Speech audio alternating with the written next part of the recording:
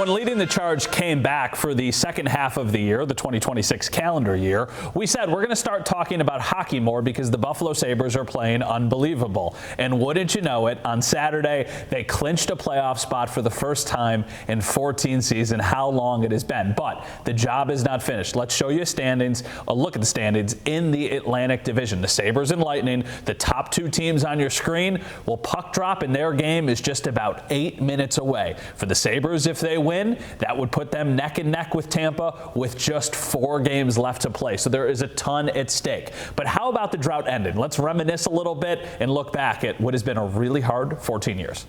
The Buffalo Sabres playoff drought is finally over. Sometimes the timing is just perfect. I mean, there's literally people here with a Stanley Cup. After 14 long years, the Sabres are returning to where they belong, and man, has it been a long time coming. What have these last 14 years been like? Hell, I'll be honest. Drought has been tough. Getting laughed at by all of my friends and family. Well, it feels like, the fan base is there. They're always passionate, but now you can just hear them. You can feel the buzz. You can feel the excitement, and they're ready for the team to take the next step. Over the last decade and a half, this team traded cornerstone players, went through 7 head coaches, and 5 general managers. We're not a destination city right now. We don't have palm trees. We have taxes in New York. Those are real. And mixed into all of it was a tank. That's about the loudest I've heard this place ever. Really? This is low-hanging fruit, but I think it's interesting. The last time the Sabres played in a playoff game was April 26th, 2011. Right, so winner take all, Game 7, one final go-around between the Sabres and the Flyers. Back then, we were on the iPhone 4. The top song in the country was S&M by Rihanna. And it was 2 days before the Bills drafted Marcel Darius. Mario Williams, Hughes, the list goes on and on to Darcel Marius. Fast forward back to this season. It didn't start well. They lost their first 3 games. Then they got hot and eventually won 10 in a row. I mean, I think the winning streak is kind of something where you get 3, get 4, and then you realize how good of a hockey team you are. And maybe the answer I'll remember more than anything this season was Alex Tuck saying this after a win in January. Yeah, stopped hoping. You know what? We're coming in with a lot of confidence. Everybody's coming in trying to prove themselves, and we're trying to prove as a team that we're legit. We're not just going to go for the playoffs. We're going to go for the cup, and that's our goal. So as they say, hope springs eternal. Everything the Sabres want to accomplish this season is still in front of them. And the fans, they could not be more excited for playoff hockey to return to Buffalo. Flooring. It's so cool. It's just so amazing. It's just awesome. Great. It's unbelievable, really. I mean, in the beginning, I didn't believe it. Every year it seems they'd get to the, they'd hit a wall and not make it. Now this year they're just probably the best team in hockey, I think, right now. It's been so great. I mean, I've never been to a playoff game, and this year is going to be my first one ever, and I'm so excited. Yeah, a long time coming for sure. The fact that the drought was able to end on a Saturday afternoon when it was 70 degrees outside was very, very poetic. Unfortunately, the Sabres, a couple hours later, well, they kind of laid an egg. So where does this team go from here, and what drought memories will always stick with us? Here's a little bit of my conversation with Joe DiBiase from WGR earlier today. The drought is over. No better person to reminisce about some drought memories and talk about the future than Joe DiBiase, Sneaky Joe, WGR. Thank you for joining me, sir. Yeah, of course, Matt. Thanks for having me. So where were you when it ended on Saturday? I was in a parking lot. I was just out running some errands with the wife, and the Red Wings Rangers game was going on, and I knew that result could mean the end of the playoff drought. I guess I didn't really think the Red Wings in their desperation would lose to the worst team in the Eastern Conference, but it was 3-0 in the third period, and I'm like, can you drive the rest of the way here, because I want to see this on my phone and the reaction to social media. So no crazy story. I was just in a parking lot at the mall, basically was all that happened for me, but was still able to see all the reaction, which was amazing and perfect. Let me ask you, did you get emotional during it? Yeah, I really did. I mean, I'm not really an emotional guy in general.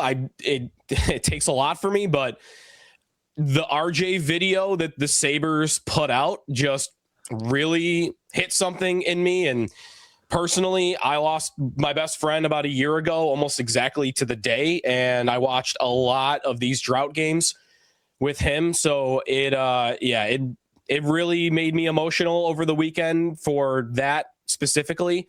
I bet I would have been emotional nonetheless. I know I had a lot of people sharing similar stories, whether it was their dad not getting to see that day and wishing they could, just embrace them with the drought ending. And that's kind of how it was for me. So yeah, it got really emotional, but what really sparked that and set it off was the video that the Sabres sent out with RJ, which you could have teared up from just that, obviously. Yeah, no kidding. I mean, that was the same thing for me. I was too busy. I think I was just kind of in the work mode immediately when the drought ended. And then when I finally took a step back and I watched that RJ video, you feel the eyes start to get heavy, because I think very similarly to the experience you explained, you naturally start to think about the memories with the people you love, you care about the most, and how long 14 seasons. Is insanely long. It's the worst stretch far and away in organization history. It's almost surreal to even think that it got to that point. Like, how the heck was it 14 years? Did Darcy Regier have the greatest prediction in history when he said there's going to be some suffering to kind of kick this whole thing off? I mean, some suffering. Yeah, it's the longest that any hockey fan has had to wait in hockey history to see playoffs. It's the longest drought of all time. Like, this has never happened before. The sport isn't really designed to have this happen. The sport, the way the format is and the point system where you get a point in overtime, it keeps things close, it keeps parity. You would think that you'll just luck your way in one year. It's one of the most incredible things that has ever happened in Buffalo sports. The fact that it's even possible that a 14-year hockey drought can have. I think it's more incredible than the Bills drought, just from the simple state of the sports. I mean, the Bills drought is not the longest playoff drought in football history. We're watching the New York Jets do the same thing right now. Like, it happens in that sport. It is not supposed to happen in hockey. So for it to be almost a decade and a half of missing the playoffs and not even really being close, except for one season, is, again, by the odds, I'm sure it's one of the most incredible things that's ever happened in this city's history for sports. Yeah, I tell people all the time, the Sabres drought is twice as bad as the Bills drought. The Bills got stuck in a division with the best football player of all time in a sport where far fewer teams make the playoffs than miss the playoffs. For the Sabres, as many teams make the playoffs, it's the league that's supposed to be set up for so much parity. The fact that it went 14 years is just absurd. What was 15 year ago, Joe DiBiase doing compared to Joe now? Oh, totally different stage in my life. I'm in high school. I've just probably got my learner's permit. So I don't have a car yet. I'm just learning how to drive. I'm still having to ask for permission to go down to party in the plaza from my parents. That's for sure. I'm doing homework. And, I'm making sure that's done before the playoff game begins. Whereas now I'm married, kid on the way, house, just totally. I'm 30 years old versus 16 or 15, maybe I even would have been at the time. There couldn't be more differences between where if you saw a picture of me from where I was, I'd probably look even younger. I look like I'm maybe getting ready for elementary school. It's totally different. So do you think this is done? It's over with? Like, they made the playoffs. Do you think this is the start of a great era for Buffalo Sabres hockey? Or do you think that this team just far exceeded expectations, and next year, once again, the playoffs are very much in question? Do you feel like we've closed the chapter, or it's just kind of creeping itself open a little bit? I don't think it has to stay open. I am optimistic about their future and that they could be a team that is making the playoffs year after year after year and even challenging for Stanley Cups. I do believe they have that in them in the next few years. I don't think it has to be the case, though. They did get great goaltending relative to what Ukko-Pekka Luukkonen and Alex Lyon had been in their previous years. That doesn't have to happen again next year. It could, but it doesn't have to. We don't even know if Lindy Ruff will be back next year, and he pushed all the right buttons this year. So that's a little bit of doubt, I guess, to what next year could be.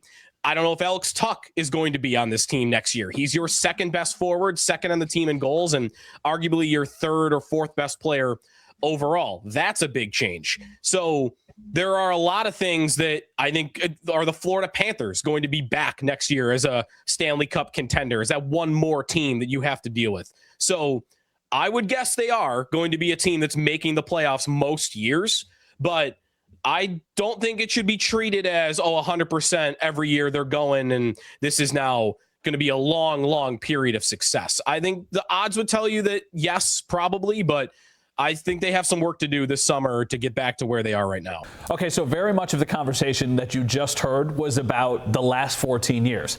But what about the Sabres moving forward in some potential playoff matchups? We'll have more with Joe coming up in just a few minutes. Welcome back, everyone. So much of the conversation in the last segment was about the playoff drought. Let's look forward a little bit and also break down some potential playoff opponents for the Sabres. Here's more of my conversation with Joe DiBiase. Level of concern with the recent slip we have seen. Is this just like a, hey, they were due, or ooh, this is a problem? I don't think it's panic mode. I'm not super worried about it. I don't love how they've played. And I guess it comes down to I have a faith that they're not going to be looking like this once the playoffs get rolling, that they have an understanding of what level you need to play at when the playoffs begin. And they are acknowledging they're not playing that way right now. The intensity level is not there right now. Maybe they just got a little too comfortable. I think they're trying certain passes they probably shouldn't be trying. And maybe that's an overconfidence that has creeped in to their game. So I believe they will get back to where they were for 2.5, 3 months. One of the best 40-game stretches we've ever seen in league history. I think that was too big a sample size to just pretend that that's not going to return at all from here on out. But I do think there is a consequence to having a 2-3 week stretch like this. It's likely going to mean a tougher opponent in the first round of the playoffs. We'll see. And it could end up meaning you're not at home for game one and have home ice in the first round. So I do think that they could pay for this stretch a little bit, but I'm not worried into thinking that this is how they're going to look once the playoffs begin. Okay, let's rip through some possible playoff opponents and just give me your initial thoughts. The most likely outcome feels like Montreal. Feels like we're on a crash course with the Habs. When I say the Canadiens, what do you think of? I think up and down the ice, speed, skill, youth, and that will be a long series where a lot of those games are going to be like 6-5, 7-6. Like it could be the most entertaining series in the NHL in the first round if they play. For sure. Okay, now how about Boston? Boston, I think, really tries to play you gritty. They like to play along the wall. I think they could try to drag the Sabres into a series that they don't want to play, but I think it's more likely the Sabres will get them into the open ice, and they will probably beat the Bruins if they were to play. How about Tampa? Toughest one. I mean, I'm really hoping that doesn't end up being the case. I think the Lightning would be favored in that series, and it'd be really tough to pick the Sabres, but I think they could win it. I think the Lightning defensemen are a little old and slow, and that would be the one area the Sabres would really have to expose to win a series like that. Any other teams that immediately come to mind on a matchup you really don't like or really do like? Love the Red Wings idea. I don't think that team has been as good as its record, but that's kind of showing up now, and I don't think they're actually going to make the playoffs. I think they would be controlling against a team like the Islanders, but Ilya Sorokin scares me a little bit as a goalie that could steal a series. And then finally, the Senators are the total Jekyll and Hyde. Like, they are a very good team, in my opinion, but they have these off nights. Then they look great, like they did against Carolina this weekend, winning 6-3, where, that's one of the best teams in the conference. But I don't think their goaltending could hold up through a series. So they'd be dangerous, but I think the Sabres would ultimately win that one as well. Is this team good enough? You know, we just talked about the sample size being so big. You think this team is like legit enough to... I don't think anybody is satisfied just getting in at this point because of how great they were and that they were first place in the Atlantic and then at times the Eastern Conference. So I don't think people are satisfied by just getting in and then getting bounced in the first round. Obviously, when you get to the playoffs, you start to think, are they good enough and can they win a Stanley Cup? I think they are. I think they could win. I don't think just because the playoff drought was the story of the season and they haven't been there before, means they can't win the Stanley Cup. I do believe they have the formula. They're going to need some things to really hit. They're going to need Ukko-Pekka Luukkonen to get hot in the playoffs, or if Alex Lyon ends up playing, you're going to need at least one of those two goaltenders to show up for you in the playoffs and not falter. They're going to need those top 4 defensemen to stay healthy and be able to log big 22, 23, 24-minute nights on a consistent basis. And they're going to need their power play. I think they're going to need their power play to perform at least at the level it's been lately, but probably better than that. But if they get those 3 elements, to me, there's no team that automatically has to have a better chance to me to win than the Lightning do, than the Sabres, than the Lightning. So if I have 8 teams and it's a bunch of newbies and the Sabres are a team with all this talent and have those components working, yes, I think they can win the Stanley Cup. So obviously, I listen to you on the radio. I listen to the podcast too. I feel like we have a lot of very similar opinions when it comes to the Buffalo Sabres. As this team is getting ready to head into the playoffs, who is somebody who could be an X factor for them and ultimately maybe help them go on a run, win a couple series, and who knows where it goes from there? I think the guy for that is someone that's actually not in the lineup right now and that they are really missing. And that is Noah Ostlund, who is as impressive a rookie I have seen play for this team in a long time and has the full faith and trust of his head coach. And Lindy Ruff has not always been a guy throughout his career that will just plug rookies into critical moments like he does with Ostlund late in games. If you're defending a lead, if you're trying to come back in a game, playing in the top 6, sometimes he's playing on that top power play unit. He's such a smart and gifted player to me that if he can keep the level he was playing at in the regular season into the playoffs, and I believe he can, when he's played some of these more physical teams, he has not been bullied out of those games. I think he can make a real impact for them. And I think he could be a story, almost like the last time they were in the playoffs and Tyler Ennis kind of showed up as a young player. And, he's good in the playoffs, even though he's small and more skilled. I think Noah Ostlund could be a real difference maker for the Sabres, even as a rookie. Last time they played against Tampa in that crazy game, Noah Ostlund driving to the net is the one who draws the penalty that they score the go-ahead goal on. So, yeah, I totally agree. The name I thought you were going to say, because the name I would say is Josh Norris. And it's just because, when are we going to see one of the highest paid players on the team finally start to put the puck into the net? That's kind of my thing. I think that's a good one. I mean, if you're approaching it from a player that almost needs to get to that level, that would be me with Norris. Like, there are some good numbers that show he's actually performed really well in the last couple of weeks, but I need the guy to score goals. Like, he was a goal scorer in Ottawa. And he's got 10 goals on the year and 1 goal in the last, I think, 2 weeks, like 1 goal in his last 13, 14 games. I need more than that. So if you can give me 4 or 5 Josh Norris goals in a series, I think the Sabres would win that series. Oh, definitely. I totally agree with you. All right. Thank you so much for doing this. I very much appreciate it. Tell everybody where they can follow along, hear you, listen to you, all that kind of stuff. Definitely. Hear me at WGR in the mornings from 6 to 10. I'm on the Locked On Sabres podcast every day. That's on YouTube and wherever you listen to your podcasts. Couple Sabres sickos here talking about this team going back to the playoffs. It's been a long time coming. Thanks, Joe. Thanks, Matt.